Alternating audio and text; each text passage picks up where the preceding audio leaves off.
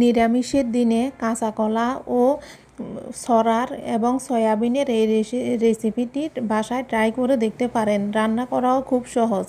প্রথমে আমি কাঁচা কলাগুলো কেটে ধুয়ে নিয়েছি, সয়াবিনগুলো এবং কচুর ছড়াগুলো পানিতে সিদ্ধ করে জল সরিয়ে নিয়েছি। এর মধ্যে আমি কিছু সবজিও যোগ করেছি। আপনারা চাইলে আপনার পছন্দ মতো বিভিন্ন সবজি দিতে পারেন, তবে আমার বাচ্চারা আলু বেশি পছন্দ করে, এই কারণে আলুর পরিমাণটা একটু বাড়িয়ে দিয়েছি। তারপরে তার মধ্যে আরও দিয়েছি পটল, করলা, গাজর। সবগুলো একে একে ভেজে নিব। সবগুলো ভাজা হয়ে গেলে একটি পাত্রে তুলে রেখে ওই পাত্রে কিছু পরিমাণ তেল দিয়ে তার মধ্যে দিয়ে দিলাম পাঁচফোড়ন, 2টি শুকনো মরিচ, 2 টুকরো দারচিনি, তারপরে তেজপাতা, এলাচ ও দারচিনি।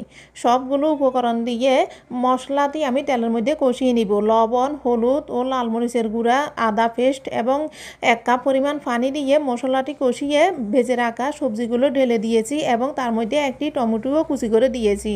এরপরে সিদ্ধ করে রাখা ছড়া এবং সয়াবিনগুলো দিয়ে দিয়েছি। এরপরে আস্তে আস্তে 1 চামচ চিনি, 1 চামচ দুধ পাউডার, 1 চামচ ঘি সব কিছু দিয়ে এবং লাস্টে গরম মশলা ও ধনিয়া পাতা দিয়ে নামিয়ে নিলেই হয়ে যাবে আপনার এই রেসিপিটি।